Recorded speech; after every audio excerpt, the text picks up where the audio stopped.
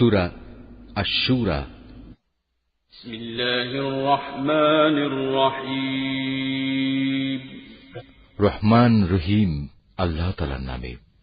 হামিম আইন scene calf. হে নবী, এভাবেই আল্লাহ তাআলা তোমার উপর এই সূরাগুলো নাজিল করছেন।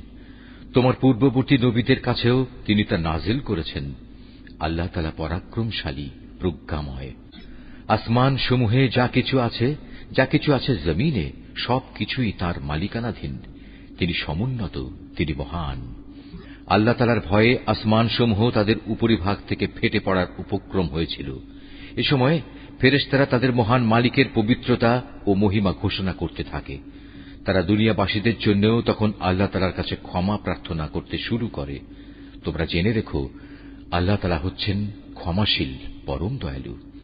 হে নবী, যারা আল্লাহ তাআলাকে বাদ দিয়ে অন্যদের অভিভাবক বানিয়ে নিয়েছে, আল্লাহ তাআলা তাদের উপর নজর রাখছেন। তুমি তো এদের উপর তত্ত্বাবধায়ক নও। এভাবেই হে নবী, এই আরবি কোরআন আমি তোমার উপর নাজিল করেছি, যাতে করে তুমি এর দ্বারা মক্কাবাসীদের ও তার আশেপাশে যারা বসবাস করে তাদের জাহান্নামের আযাব সম্পর্কে সতর্ক করে দিতে পারো। বিশেষ করে তাদের তুমি কিয়ামতের মহাসমাবেশের দিন সম্পর্কেও হুঁশিয়ার করতে পারো, যেদিনের ব্যাপারে কোন রকম সন্দেহ শোভা নেই। আর আল্লাহ তাআলার বিচারে সেদিন একদল লোক জান্নাতে আর একদল লোক জাহান্নামে প্রবেশ করবে। আল্লাহ তাআলা চাইলে সমগ্র মানব সন্তানকে একটি অখণ্ড জাতিতে পরিণত করতে পারতেন, কিন্তু তিনি যাকে ইচ্ছা করেন তাকে নিজ অনুগ্রহে প্রবেশ করান। আর জালেমদের ব্যাপারে আল্লাহ তাআলার সিদ্ধান্ত হচ্ছে, তাদের কোথাও কোনো অভিভাবক থাকবে না কোনো সাহায্যকারীও।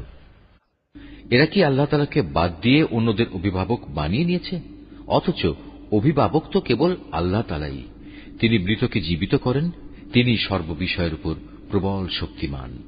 হে মানুষ, তোমরা যে বিষয়ে মতবিরোধ করো তার ফয়সালা তো আল্লাহ তাআলারই হাতে। বলো, হে নবী, এ হচ্ছেন আল্লাহ তাআলা, তিনিই আমার মালিক, আমি তাঁর উপরই নির্ভর করি। যাবতীয় প্রয়োজনে আমি তাঁর দিকেই রুজু করি। তিনি আসমান সমূহ ও জমিনের সৃষ্টিকর্তা। তিনি তোমাদের নিজেদের মধ্যে থেকে তোমাদের জন্য যুগল সৃষ্টি করেছেন। তিনি পশুদের মাঝেও তাদের জোড়া সৃষ্টি করেছেন। এভাবেই তিনি সেখানে তোমাদের বংশ বিস্তার করেন।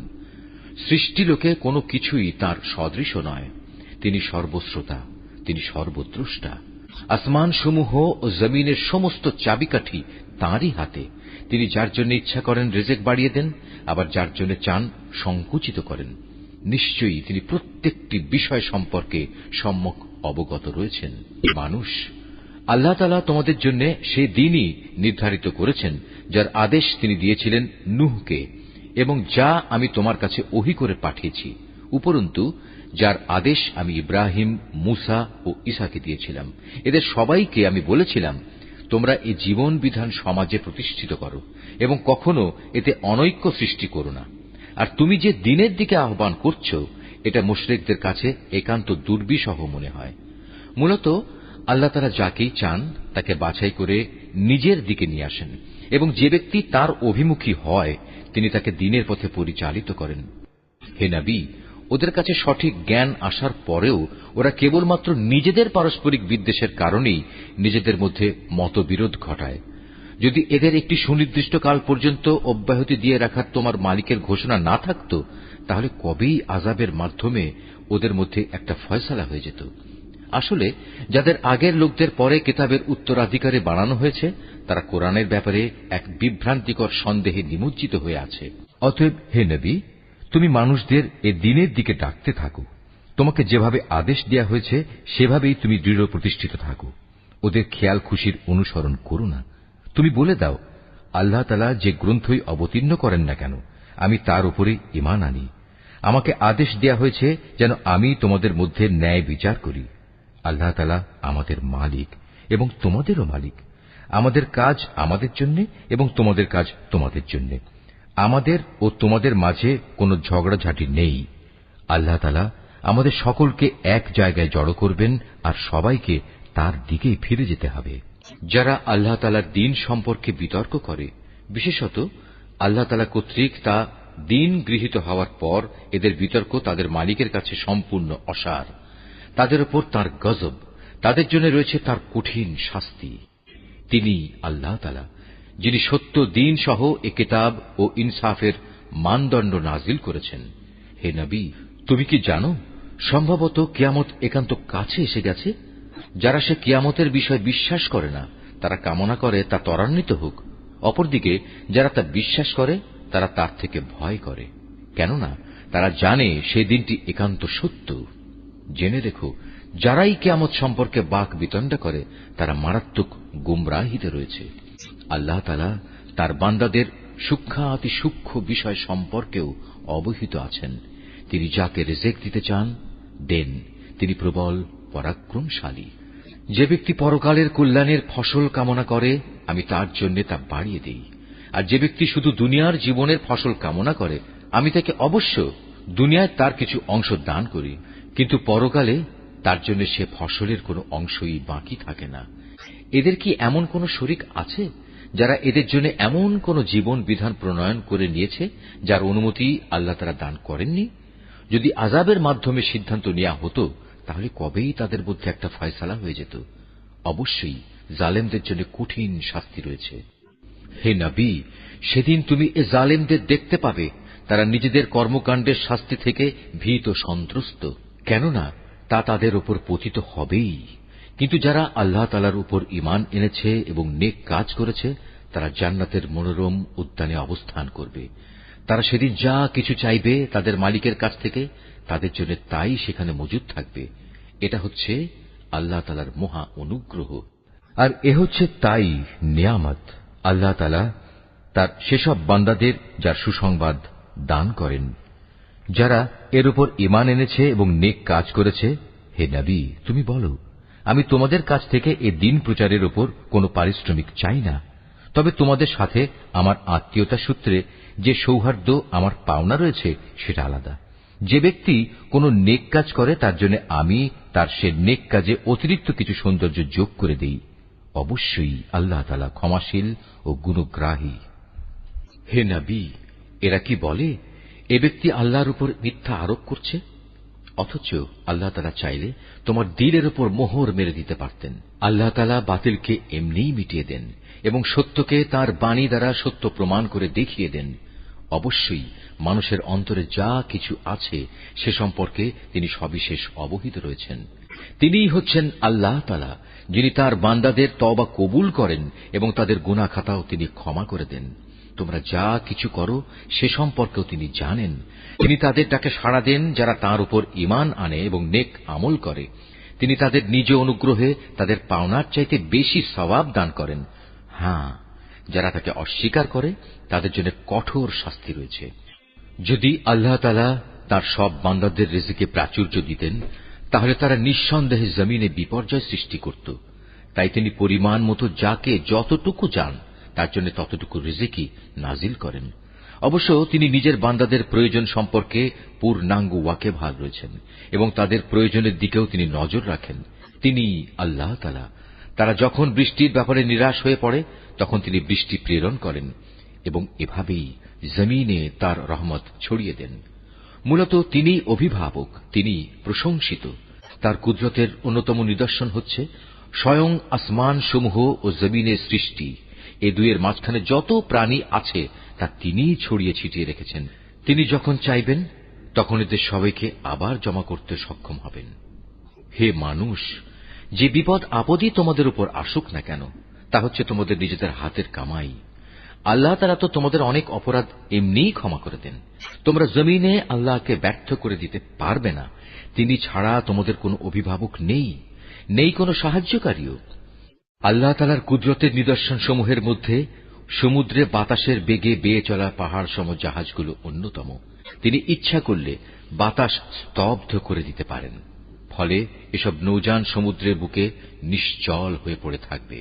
নিশ্চয়ই এ প্রক্রিয়ার মাঝে ধৈর্যশীল ও কৃতজ্ঞদের জন্য নিদর্শন রয়েছে। অথবা তিনি চাইলে বাতাস তীব্র করে সেগুলো তাদের কৃতকর্মের কারণে ধ্বংস করে দিতে পারেন। অনেককে আবার তিনি ক্ষমা করে দিতে পারেন।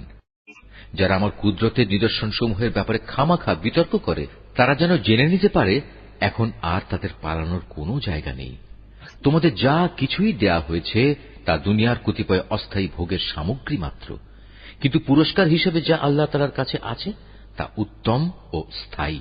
আর তা হচ্ছে সেসব লোকের জন্য যারা আল্লাহ তাআলার উপর ঈমান আনে এবং সর্বাবস্থায় তারা তাদের মালিকের উপর নির্ভর করে, যারা বড় বড় গুনাহ ও অশ্লীল কার্যকলাপ থেকে বেঁচে থাকে, বিশেষ করে যখন রাগান্বিত হয় তখন তারা অন্যদের ভুল ক্ষমা করে দেয়, যারা তাদের মালিকের ডাকে সাড়া দেয়, নামাজ প্রতিষ্ঠা করে, যাদের কাজকর্মগুলো সম্পাদনের সময় পারস্পরিক পরামর্শই হয় তাদের কর্মপন্থা, আমি তাদের যে রিজিক দান করেছি তা থেকে তারা আমারই পথে খরচ করে, যারা এমনই আত্মমর্যাদা সম্পন্ন যখন তাদের উপর বাড়াবাড়ি করা হয় তখন তারা প্রতিশোধ গ্রহণ করে।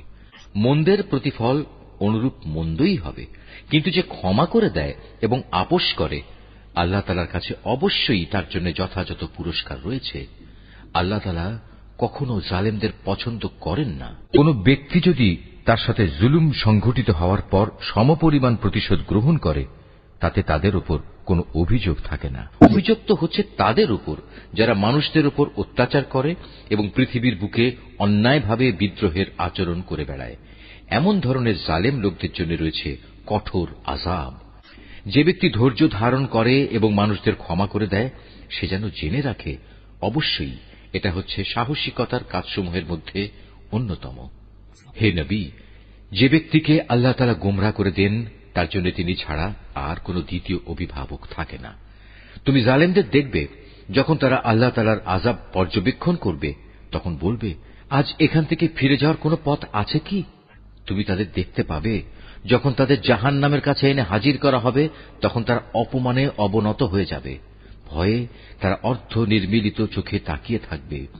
এই অবস্থা দেখে যারা ঈমান এনেছিল তারা বলবে, সত্যিকার ক্ষতিগ্রস্ত লোক তো তারা যারা আজ কিয়ামতের দিন নিজেদের ও নিজেদের আদর্শিক পরিবার পরিজনদের এভাবে ক্ষতি সাধন করেছে। হে নবী, জেনে রেখো নিঃসন্দেহে জালেমরা সেদিন স্থায়ী আযাবে থাকবে, আর সে আযাব এসে গেলে তাদের আল্লাহ ছাড়া এমন কোন অভিভাবক থাকবে না যারা তখন তাদের কোন রকম সাহায্য করতে পারবে। সত্যি কথা হচ্ছে আল্লাহ তাআলা যাকে গোমরাহ করেন তার জন্য বাঁচার কোন উপায় নেই। হে মানুষ, সেদিনটি আসার আগেই তোমরা তোমাদের মালিকের ডাকে সাড়া দাও। আল্লাহ তাআলার কাছ থেকে যে দিনটির তার প্রতিরোধকারী কেউই থাকবে না, সেদিন তোমাদের জন্য কোনো আশ্রয়স্থলও থাকবে না, আর না তোমাদের পক্ষে সেদিন অপরাধ অস্বীকার করা সম্ভব হবে। অতঃপর যদি এরা হেদায়েত থেকে মুখ ফিরিয়ে নেয় তাহলে তুমি জেনে রেখো আমি তোমাকে তাদের উপর দারোগা করে পাঠাইনি। তোমার দায়িত্ব তো হচ্ছে শুধু আল্লাহ তাআলার বাণী পৌঁছে দেয়া। যখন আমি মানুষদের আমার রহমতের স্বাদ আস্বাদন করাই তখন সে ভীষণ উল্লসিত হয়। আবার যদি তাদেরই কোনো কর্মকাণ্ডের কারণে তাদের উপর কোনো দুঃখ কষ্ট আসে তখন সে মানুষ অকৃতজ্ঞ হয়ে পড়ে। আকাশমণ্ডলী ও জমিনের সমুদয় সার্বভৌমত্ব একমাত্র আল্লাহ তাআলার জন্য। তিনি যা ইচ্ছা তাই সৃষ্টি করেন। যাকে চান তাকে কন্যা সন্তান দান করেন, আবার যাকে চান তাকে পুত্র সন্তান দান করেন। যাকে চান তাকে পুত্র কন্যা উভয়টাই দান করেন, আবার যাকে চান তাকে তিনি বন্ধা করে দেন। নিঃসন্দেহে তিনি বেশি জানেন, ক্ষমতাও তিনি বেশি রাখেন।